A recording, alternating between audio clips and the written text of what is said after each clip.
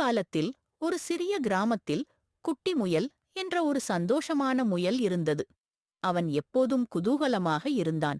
ஆனாலும் சின்னது என்பதனால் மற்ற விலங்குகள் அவனை பயம் கொள்ளச் செய்தார்கள். ஒரு நாள் கடுமையான வெயில் கொளுத்திக் கொண்டிருந்தது. கிராமத்துக்கு அருகில் உள்ள குளம் வறண்டு போயிற்று. எல்லா விலங்குகளும் தண்ணீர் தேடி கஷ்டப்பட்டன. சிங்கம், யானை, கரடி எல்லோரும் தண்ணீர் இல்லாமல் அவதிப்பட்டார்கள். குட்டிமுயல் யோசித்து அருகிலிருந்த பழைய கிணற்றை சுத்தம் செய்தான்.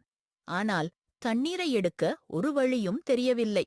இதை கவனித்த காகம் தனது கூர்மையான அலகால் பாறைகளைத் துளைத்து தண்ணீரை வெளியே வரச் செய்தது. விலங்குகள் எல்லோரும் மகிழ்ச்சியுடன் தண்ணீர் குடித்தனர்.